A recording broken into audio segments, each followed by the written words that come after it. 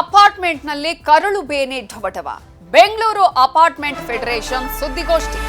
ಮಾಲೀಕರು ಸಂಘಗಳ ಹಿತಾಸಕ್ತಿಯ ರಕ್ಷಣೆಗೆ ಶಾಸನ ಜಾರಿಯಾಗಬೇಕು. ಬೆಂಗಳೂರು ಅಪಾರ್ಟ್ಮೆಂಟ್ ಫೆಡರೇಷನ್ ಅವರು ಸುದ್ದಿಗೋಷ್ಠಿಯನ್ನ ಮಾಡಿದ್ದಾರೆ. ಖಾಸಗಿ ಅಪಾರ್ಟ್ಮೆಂಟ್ ಅಲ್ಲಿ ಕರಳು ಬೇನೆ ಢವಢವ ಆಗ್ತಾ ಇರುವಂತದ್ದು. ಅಧಿವೇಶನದಲ್ಲಿ ಸಮಗ್ರ ಶಾಸನ ಜಾರಿ ಮಾಡುವಂತೆ ಒತ್ತಾಯವನ್ನ ಮಾಡಿದ್ದಾರೆ. 15 ಲಕ್ಷಕ್ಕೂ ಹೆಚ್ಚು ನಾಗರಿಕರು ಪ್ರತಿನಿಧಿಸುವ BAF ಕರ್ನಾಟಕ ಅಪಾರ್ಟ್ಮೆಂಟ್ ಮಾಲೀಕತ್ವ ಮತ್ತು ನಿರ್ವಹಣಾ ಕಾಯ್ದೆಯ ಜಾರಿಗೂ ಕೂಡ ಒತ್ತಾಯ ಮಾಡಿದ್ದಾರೆ.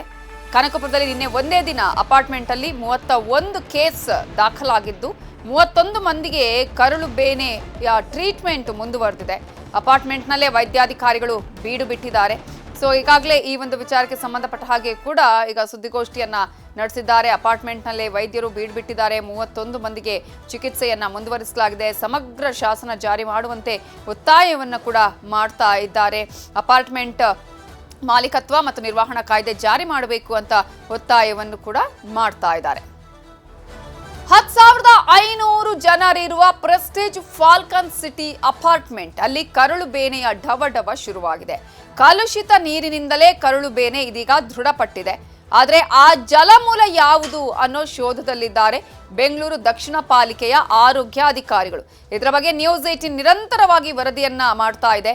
ಈ ಬಗ್ಗೆ ಎಕ್ಸ್ಕ್ಲೂಸಿವ್ ಆಗಿ ನಮ್ಮ ರಿಪೋರ್ಟರ್ ಪ್ರಗತಿ ಶೆಟ್ಟಿ ಜೊತೆಗೆ ಅಪಾರ್ಟ್ಮೆಂಟ್ ಅಲ್ಲಿ ಜನರಿಗೆ ಅರಿವು ಮೂಡಿಸ್ತಾ ಇರುವ ಮೆಡಿಕಲ್ ಆಫೀಸರ್ ಡಾಕ್ಟರ್ ಮಂಜುಶ್ರೀ ಮಾತಾಡಿದ್ದಾರೆ. ಕನಕಪುರದ ಖಾಸಗಿ ಅಪಾರ್ಟ್ಮೆಂಟ್ನಲ್ಲಿ ಸಾವಿರಾರು ಜನರಿರುವಂತಹ ಅಪಾರ್ಟ್ಮೆಂಟ್ನಲ್ಲಿ ಕರಳು ಬೇನೆಯ ಆತಂಕ ಶುರುವಾಗಿದೆ. ಮೇಡಮ್, ಈ ಅಪಾರ್ಟ್ಮೆಂಟ್ನಲ್ಲಿ ಎಷ್ಟು ಜನ ಇದ್ದಾರೆ? ಎಷ್ಟು ಜನಕ್ಕೆ ಇದುವರೆಗೂ ಕರಳು ಬೇನೆ ಕಾಣಿಸ್ಕೊಂಡಿದೆ? 10,400 ಪಾಪ್ಯುಲೇಷನ್ ಇರೋದು. ಇದರಲ್ಲಿ 177 ಕೇಸಸ್ ರಿಪೋರ್ಟ್ ಆಗಿದೆ ಮ್ಯಾಮ್ ಇಲ್ಲಿವರೆಗೂ ಕೇಸಸ್ಸು. ಈಗ ನಿನ್ನೆ ಫ್ರೆಶ್ ಕೇಸಸ್ಸು 5 to 6 ಇದೆ. ಅದರಲ್ಲೂ ಕೂಡ ಆಕ್ಟಿವ್ ಕೇಸಸ್ 5 to 6 ಟ್ರೀಟ್ಮೆಂಟ್ ತಗೊಂಡಿದ್ದಾರೆ OPD ವೈಸಸಲ್ಲೇ.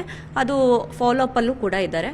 27 ಕೇಸಸ್ 3 to 4 ಡೇಸ್ ಇಂದ ಬರ್ತಾ ಇದೆ ಮ್ಯಾಮ್. ಓಕೆ, ಯಾವ ರೀಸನ್ಗೋಸ್ಕರ ಇಲ್ಲಿ ಈ ರೀತಿಯಾಗಿ ಸ್ಪ್ರೆಡ್ ಆಗ್ತಾ ಇದೆ ಏನಾದರೂ ಗೊತ್ತಾಗ್ತಾ ಇದೆಯಾ? ವಾಟರ್ ಸೋರ್ಸಿಂದ ಕೆಲವರು ಇದ್ದಾರೆ ಮ್ಯಾಮ್. ವಾಟರ್ ಸೋರ್ಸಿಂದ ಮೇನ್ ಇದು ಪ್ರಾಬ್ಲಮ್ ಇರೋದು. ಅದಾದಮೇಲೆ ಕೆಲವು ಹಿಸ್ಟ್ರಿ ತೊಗೊಂಡಾಗ 27 3 to 4 ಡೇಸಿಂದ ನಾವು ತೊಗೋತಾ ಇರುವಾಗ ಆ 27 ಕೇಸಸಲ್ಲಿ ಫಾಲೋಅಪ್ ಕೇಸಸಲ್ಲಿ ಇದ್ದಾಗ ಅವರು ಕೆಲವರೆಲ್ಲ ಟ್ರಾವೆಲ್ ಹಿಸ್ಟ್ರಿನೂ ಇದ್ದಾರೆ, ಕೆಲವರು ಇಲ್ಲೇ ಔಟ್ಸೈಡ್ ಫುಡ್ಡು ತಿಂದಿದ್ದಾರೆ, ಇನ್ನು ಕೆಲವರೆಲ್ಲ ಇಲ್ಲೇ ಇದ್ದಾರೆ ಮ್ಯಾಮ್. ಇಲ್ಲಿನೇ ಒಂದು ವಾರದಿಂದನೂ ಇದ್ದು ಕೂಡ ಕೇಸಸ್ಸು ಇದೆ.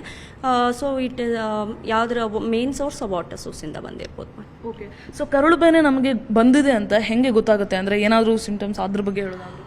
ಸಿಂಪ್ಟಮ್ಸ್ ಲೈಕ್ ಅವ್ರಿಗೆ ವಾಟ್ರಿ ಸ್ಟೂಲ್ಸ್ ಇರುತ್ತೆ, 5 to 6 ಎಪಿಸೋಡ್ಸ್ ಇರುತ್ತೆ, ಸ್ಟಮಕ್ ಪೇನ್ ಇರುತ್ತೆ, ನಾಸಿಯಾ ಇರುತ್ತೆ, ಅದಾದಮೇಲೆ ಫೀವರ್, ಚಿಲ್ಸ್ ಈ ಥರ ಇರುತ್ತೆ. ಡಿಹೈಡ್ರೇಷನ್ಸ್ ಲೈಕ್ ಮೈಲ್ಡ್ ಡಿಹೈಡ್ರೇಷನ್ಸು ಆಗಿರ್ಬೋದು.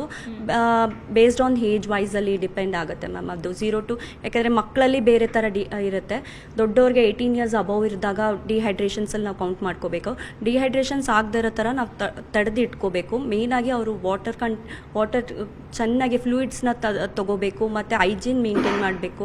ಅದಾದಮೇಲೆ ಹೋಮ್ ಫುಡ್ಡೇ ತಗೋಬೇಕು. ಅದರಲ್ಲಿ ಮಾಡಿದ್ರೆ ಅದು ಕಂಟ್ರೋಲ್ ಬರುತ್ತೆ ಮ್ಯಾಮ್. ಅದು ಇದಿಷ್ಟು ವಸಂತಪುರದ ಮೆಡಿಕಲ್ ಆಫೀಸರ್ ಆಗಿರುವಂತಹ ಡಾಕ್ಟರ್ ಮನುಶ್ರೀ ಅವರು ಹೇಳಿರುವಂತಹ ಮಾತು. ಕ್ಯಾಮ್ರಾಮ್ಯಾನ್ ಯೋಗೇಶ್ವರ್ ಜೊತೆ ಪ್ರಗತಿ ಶೆಟ್ಟಿ, ನ್ಯೂಸ್ 18 ಬೆಂಗಳೂರು.